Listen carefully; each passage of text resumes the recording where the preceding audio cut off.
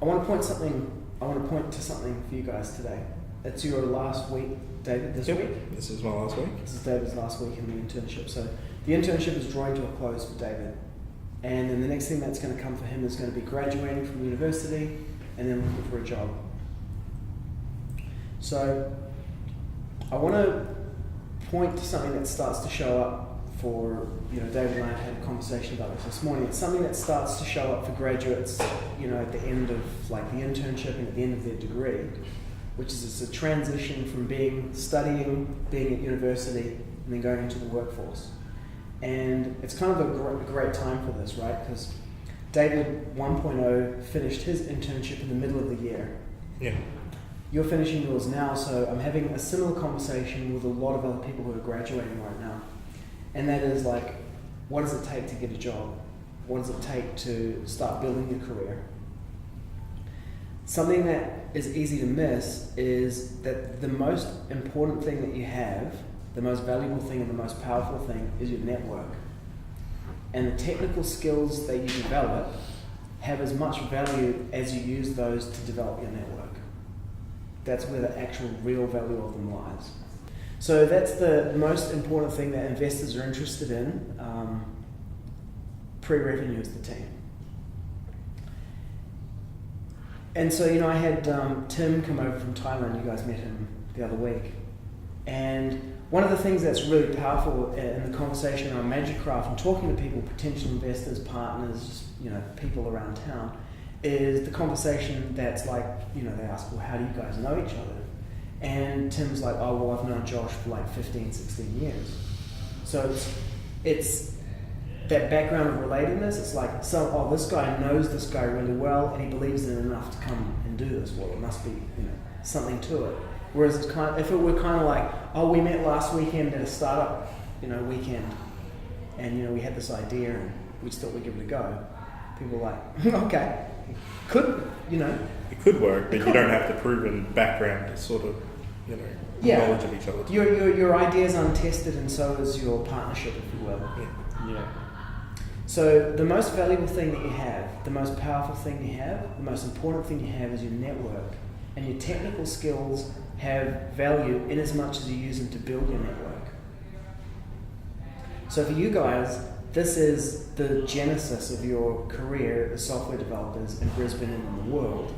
And one of the most important things that you're going to get from this is these kind of connections. You fast forward things 5-10 years into the future, and David Farrow will be doing whatever he's doing. He might be working at IBM or Google or whatever, and then you'll be wherever you're working, doing whatever you're doing, and you can trace that all the way back. And someone's going to say, oh, well, David, you'll be doing what you're doing. You'll be doing whatever you're doing, Mike, and Barry, you'll be doing whatever you're doing, right? And then you'll be somewhere and someone will say, oh, how do you guys know each other? And you'll be like, oh, well, we did this internship thing. And if you were to say to me, should I start a web development company or build my network? I'd say, if it were one or the other, build your network. And then if you're going to just start a web development company and build a network, that would be, that'd be the way to do that. And yeah, if it would just build a web development company, it's likely to fail. Is it? Yeah. If you have a look at why businesses fail, or anything fails, right? This is the conversation I have with people who are I've been looking for a job for this long, and I just say, when's the last meetup that you went to? I like to exaggerate things because it's more exciting, right? So I'm talking to this guy and he's like, I've been looking for a job for the last 6 months. I'm like, okay, well look, how many meetups have you been to in the last 6 months?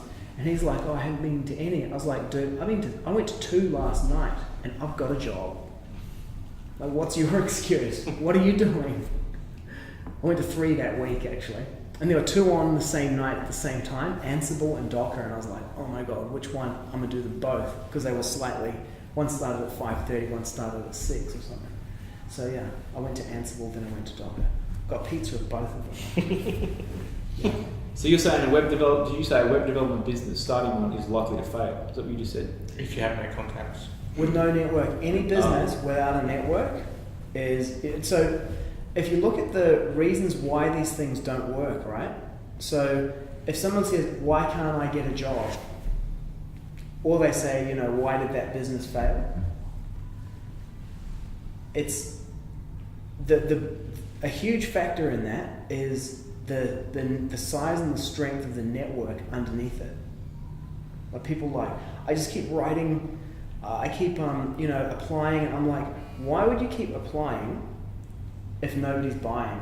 It's like you've developed this product and there's no demand for it in the market. Why would you continue to try to just do the same sale over and over again without like getting customer feedback, like going to an interview, going through the questions and looking for what's missing, like which questions did I not get right? Like people will come in and I'll ask them a series of questions, and at the end of that, they'll be like, kind of like, oh, what can I do?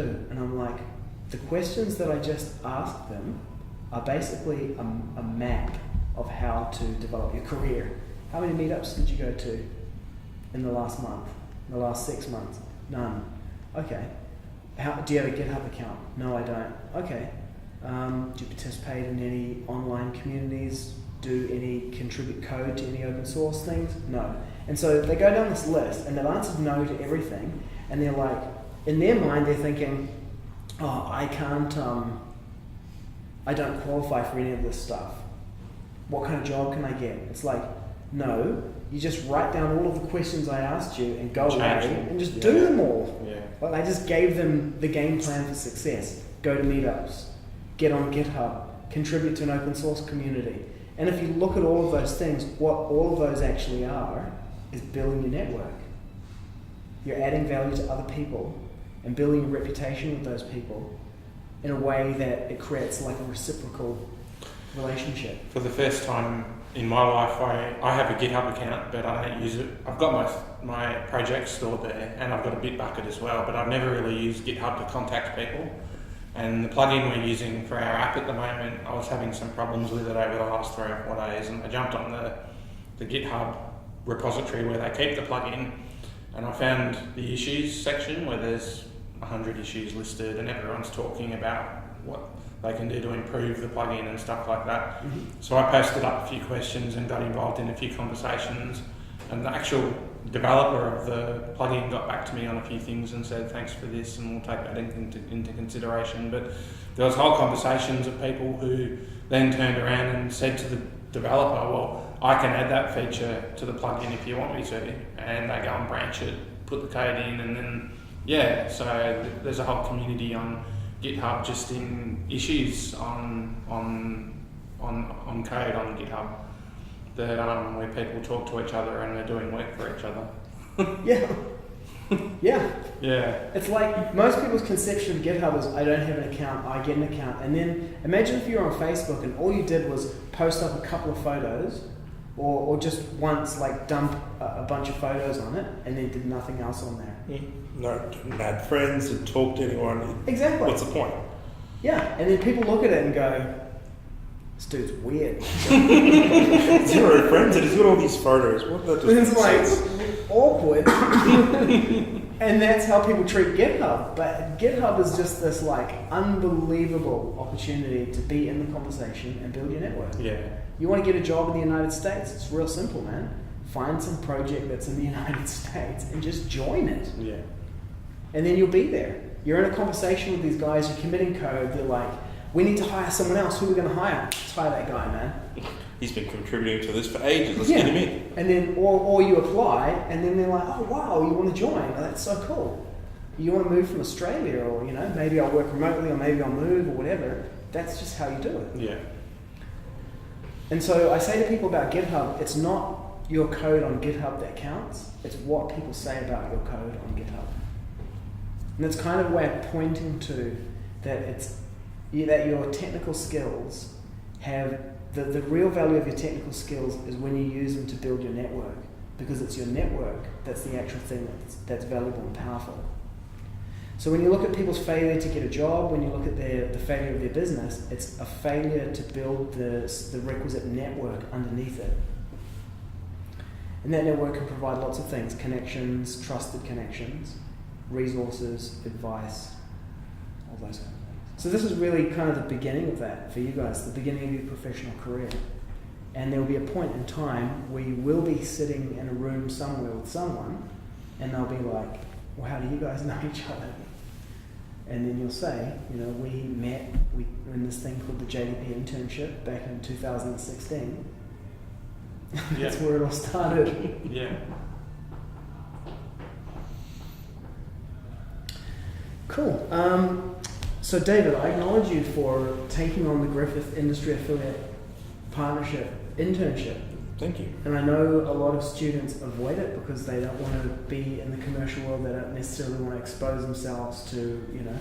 Well, you know, you learn so much from putting yourself out there. Like, I mean, I don't see the point of just hiding at uni for as long as you can. Try and get out into the real world and experience how things are. You know, you learn so much from it.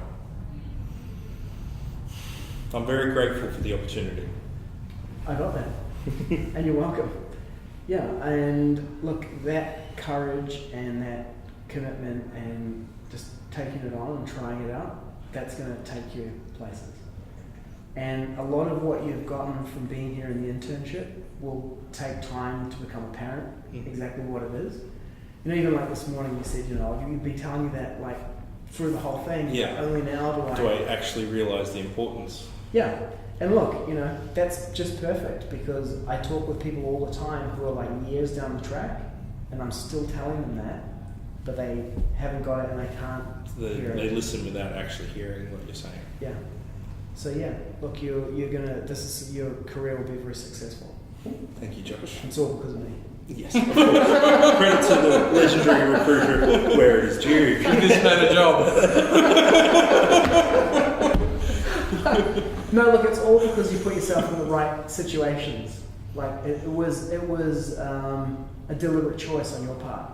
Yes. You could have gone here, or you could have gone there, and you're like, I'm gonna go there. Mm-hmm. Yeah, That's right. and just continually doing that, yeah, you're gonna go far. Awesome. Thank you, Josh.